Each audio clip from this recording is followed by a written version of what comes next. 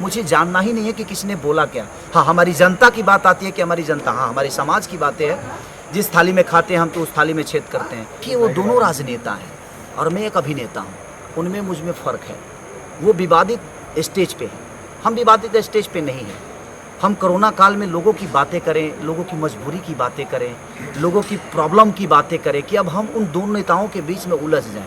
But Jaya जी ने जो भी बोला वो सीनियर है, हमारी मदर हैं वो, उनके मन में क्या है बॉलीवुड के प्रति या भोजपुरी के प्रति। बट भाषा कोई बुरा नहीं होता मेरे हिसाब से, हर वो भाषा एक दूसरे की माँ होती है। उनके लिए हो सकता है जो भाषा हमारी गलत हो, बट ऐसा अब जया जी ने मैंने सुना नहीं है, इसलिए मैं कोई टिप्पणी नहीं कर सकता। और ना ही मैंने रवि जी को सुना, क्योंकि मैं लगातार, मुझे लंदन जाना है और उसके बाद लिट्टी चोखा के शूट पे जाना है, तो लगातार मैं और गाने गा रहा हूँ, लगातार अपने म्यूजिक पे बैठ रहा हूँ। तो कभी मुझे इंटरव्यू या कभी मैं कोई विवादित चीज़ सुनने को मिला नहीं। और मैं विवाद से बड़ा अलग रहता हूँ। किसने क्या बोला, नथिंग, मुझे जानना ही नहीं है कि किसने बोला क्या। हाँ, हमारी जनता की बात आती है कि हमारी जनता, हाँ हमारे समाज की बातें हैं। जिस थाली में खाते हैं हम तो उस थाली में छेद करते हैं। तो हिंदी से हमारा दूर दूर तक कोई रिश्ता नहीं है।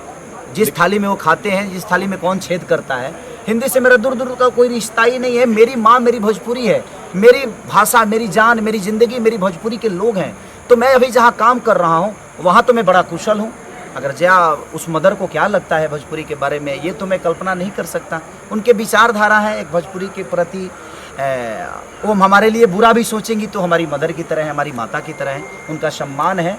और शायद उनका जितना अनुभव है, हमारी उम्र भी नहीं हुई, तो मैं कोई टिप्पणी करना नहीं चाहूँगा उनके लिए। नहीं सर, सवाल इसलिए उठ रहा है कि वो भोजपुरी इंडस्ट्री से आते हैं, इसलिए उनको टारगेट किया जा रहा है, रवि किशन जी को। आप एक फर्टेनिटी है भोजपुरी के, आप क्या उनके सपोर्ट में? हमारे आदर्श हैं, हमारे पिता की तरह हैं। रवि भैया के शब्दों में जो चीज़ें होती है, हम उनसे हमेशा कुछ ना कुछ सीखते हैं और वो जवाब दे सकते हैं, इसलिए क्योंकि उनका स्टेज है, क्योंकि वो भी राजनेता है, वो भी राजनेता है। तो एक राजनेता का जवाब एक राजनेता देता है तो शायद बेहतर चीज़ें होती है, क्योंकि उनका अपना खुद का एक स्टेज है।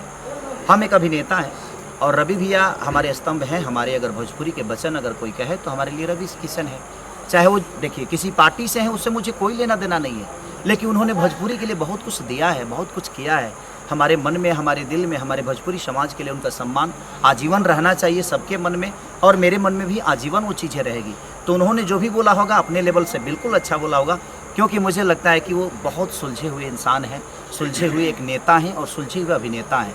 उन्होंने संसद भवन में भी भोजपुरी में पहली बार भोजपुरी के लिए सवाल उठाया था, तो मैंने बोला भी था कि पहली बार दिल्ली ऐसे जगह पे और पूरी दुनिया के सामने एक स्पीकर के सामने भोजपुरी की भाषा के लिए 8वीं अनुसूची में ले जाने के लिए रवि भैया ने पहली बार आवाज़ उठाया। वो सुन के बड़ा अच्छा लगा। तो रवि भैया का जो पहल है वो बड़ा काबिलियत तारीफ़ है, और एक नेता के हिसाब से नहीं हूँ, एक समाज सेवी के हिसाब से चीज़ों को कर रहे हैं। तो मेरी शुभकामना है अपने बड़े भाई के लिए, अपने उस पिता के लिए, जैसे आजीवन जहाँ भी रहें वो खुश रहें। और मेरी दुआएं हैं 5 साल मेरी भी उम्र उनको लगे, ताकि जब तक वो जिए लोगों का ऐसे ही और लोगों के बातों के लिए, अपने समाज के लिए लड़ते रहें।